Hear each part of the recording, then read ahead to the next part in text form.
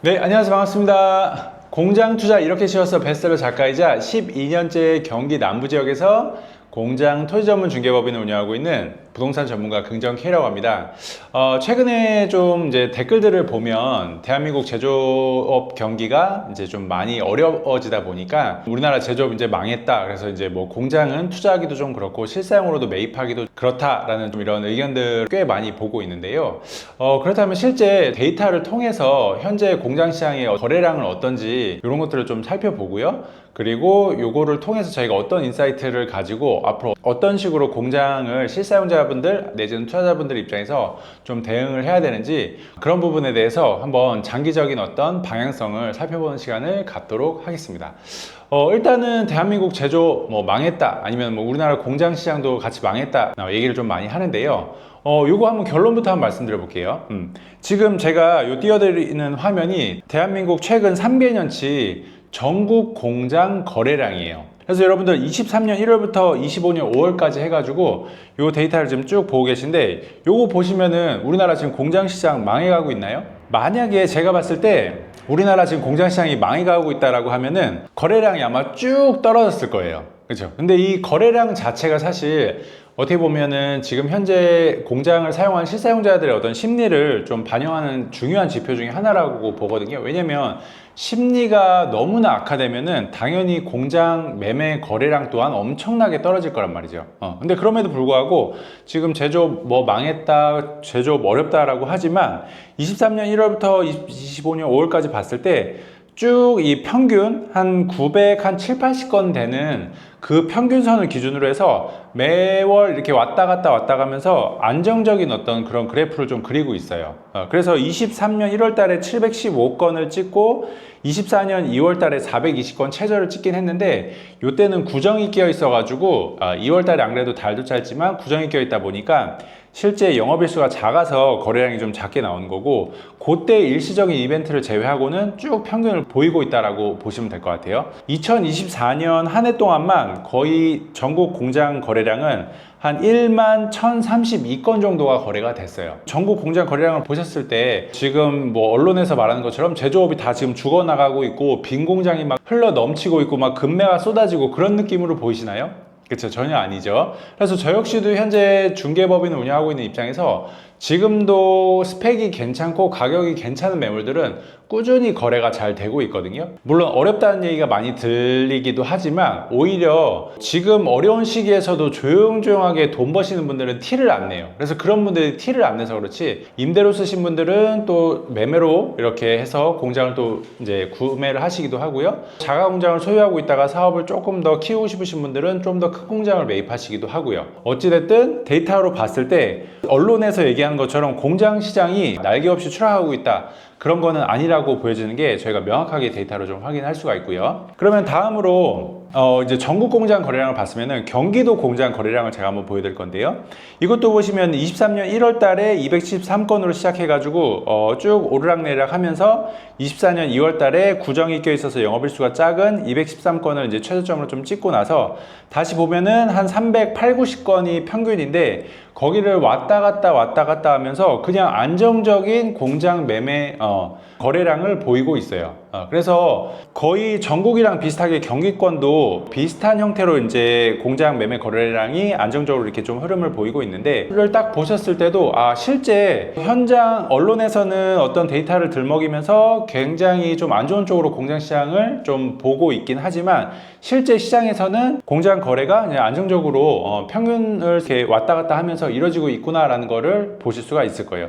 만약에 사업이 아무리 잘 된다고 해도 지금 우리나라 제조업이 아마 날개 없이 추락하고 있다라고 하면은 이 경기권 공장 시장도 평균이 아마 100에서 200건까지 엄청나게 떨어졌을 거란 말인 거죠. 경기권 데이터를 보셔도 여러분들이 공장 시장이 막 크게 언론에서 말하는 것처럼 제조업 시장이 막 망해가고 있진 않구나 라는 걸 좀 느낄 수가 있고 어쨌든 24년도 한 해 동안에도 경기권에서도 한 한 396건 정도가 지금 거래가 된 거를 우리가 통계로 좀 확인할 수 있다라는 거고요.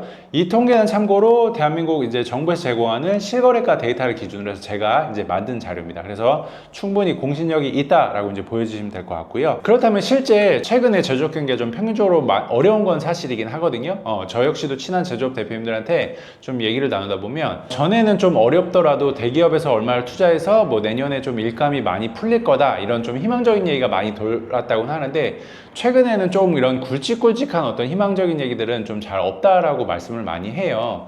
그래서 이제 좀 제조업을 오래 하신 분들은 최근에 인건비도 많이 오르고 이제 납품 단가도 10년 전, 20년 전 대비해서 크게 변동이 없고 하다 보니까 조금 힘들어서 제조업을 더 할지 말지 고민이다라고 이제 얘기를 하시는 분들을 꽤 많이 보고 있긴 한데 근데 그럼에도 불구하고 우리나라 지금 잘 되는 업종들 또 추가적으로 확장을 하고 공장을 또 구하기도 하거든요. 그래서 전체 업종이 항상 다 잘 되진 않고 지금 보면 최근에는 좀 화장품 쪽 이쪽이 지금 좀 잘 되고 있다 보니까 화장품 관련 업계가 추가로 창고를 구하거나 추가로 공장을 확장하거나 하는 업종들이 많아지고요. 그래서 그런 큰 업체들이 상위 밴드에서 움직이기 시작하면 하청까지 움직이면서 그런 게 시장에 조금 온기가 퍼지는 경우가 있긴 하거든요. 그래서 매년 어떤 시기별로 뭐 어떤 코로나 때는 마스크 공장이 어마어마하게 활발해서 경기권에 공실들이 있을 경우에는 마스크 공장이 굉장히 많이 채웠었고요. 그리고 어떤 때는 뭐 2차 전지, 어떤 때는 또 반도체, 최근에는 말씀드렸던 대로 이제 뭐 화장품 업종이 좀 우세해서 어떤 공장 시장의 제조 경기를 좀 이끌어가는 그런 느낌이다라고 이제 보시면 될 것 같고요. 그래서 여러분들한테 제가 앞으로 공장 시장을 좀 어떤 식으로 접근을 해야 되는지 좀 말씀드리면 일단은 가장 중요한 포인트 첫 번째는 뭐냐면요. 절대적으로 이제는 비인기 지역은 피하셔야 돼요.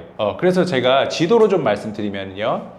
일단 이게 우리나라 지도라고 해요. 제가 좀 그림 잘 그리죠. 이거 우리나라 맞습니다. 네, 어디 섬 아니고요. 보시면은 이제 여기가 서울, 수도권, 이제 부산, 광주가 있는데 지방 사시는 분들을 제가 뭐 비하하거나 하는 건 아닙니다. 근데 공장 시장, 토지 시장을 바라보는 입장에서 절대적으로 앞으로 이제 지방은 피하셔야 돼요. 왜냐면은 결국에는 공장 매입도 토지 가격에 연동이 되어 있기 때문에 토지 가격이 우상향했을 때 공장 매매가도 올라서 시세 차익을 얻는 구조인데 지방은 앞으로 일자리부터 시작해서 인구 감소 이슈까지 있고 하다 보니까 지방은 조금 부동산 투자 면에서 토지나 공장 시장은 좀 피해야 된다 말씀을 드리고요. 그러면은 결국에는 이제 수도권 쪽으로 이제 오셔야 되는데 수도권 내에서도 조심하셔야 되는 지역들이 있어요. 수도권이라고 해서 다 좋은 건 아닙니다. 수도권 내에서도 공장 밀집 지역들이 이렇게 다 분포가 되어 있거든요. 근데 공장이 분포되어 있지 않은 이런 서울에서 또 멀리 떨어진 지역들이 있어요. 이런 데들은 앞으로 임대나 매매하기도 상당히 어려워질 거기 때문에 좀 피하셔야 되고요. 그리고 공장이 많이 분포되어 있는 양주, 포천, 김포, 화성, 평택, 용인 이런 지역 내에서도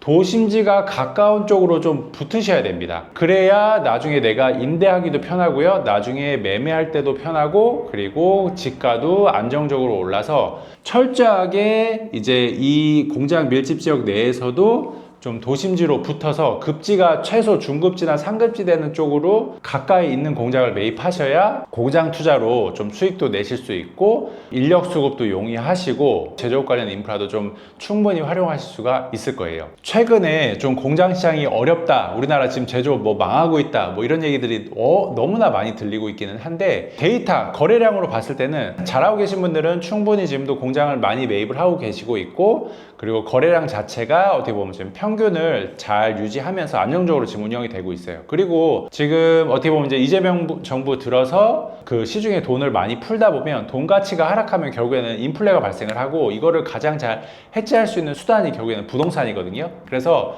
핵심지에 위치한 토지나 공장을 매입하시게 되면 저는 분명히 승산이 있다라고 이제 판단이 들고요. 공장 같은 경우는 토지가에 연동되어서 매매가가 움직이다 보니까 토지 가격이 떨어지지 않는 이상 웬만해서 공장 가격도 떨어지지 않습니다. 그래서 여러분들이 좀 시장이 많이 어렵다라고 하지만 그거에 너무 함몰되어서 본질이나 팩트를 보지 못하고 어떤 분위기에 휩쓸리다 보면 내가 기회를 놓칠 수가 있거든요. 그래서 지금 현재 공장 투자에 관심이 있거나 아니면 실제 제조업을 운영하시면서 공장 매입 시기를 좀 저울질 하시는 분들 같은 경우는 오히려 지금이 기회입니다. 왜냐면 시장 심리가 지금 많이 죽어 있는 상태다 보니까 좋은 매물의 스펙들도 좀 많이 나와 있고 급매도 예전보다 나오는 빈도가 확실히 더 늘었거든요. 요즘 같은 시기에 오히려 조금만 노력하시게 되다 보면 몇 천에서 몇 억 정도 안전마진이 있는 급매물을 잡기가 굉장히 좋은 시기이기 때문에 아까 말씀드렸던 대로 지방이라든가 경기도 외곽 지역 이런 데를 좀 제외하고 핵심지 내에서 좀 좋은 매물을 찾아가지고 매입하시게 되면은 3년, 4년, 5년 이상 지났을 때 내가 이때 용기 내서 매입을 좀 잘 했구나 라는 생각을 하실 수가 있을 거예요. 그래서 오늘은 여러분들한테 최근에 공장 우리나라 제조업이 망했다라는 얘기가 많이 들리는 거에 대해서 조금 거래량을 통해서 이게 실제 지금 현재 현장에서도 망하고 있는지에 대해서 한번 좀 살펴봤고요. 어찌됐든 지금 시기를 잘 활용하시게 되면은 좋은 공장을 싸게 매입할 수 있는 시기다 보니까 시장에 나가서 임장을 하시면서 한번 현재 분위기도 좀 살펴보시길 바라겠습니다. 네, 그래서 오늘 영상이 도움이 되셨다면 구독, 좋아요, 알림 설정 부탁드리고요. 앞으로도 좋은 영상, 도움이 되는 영상으로 찾아뵙도록 하겠습니다. 감사합니다.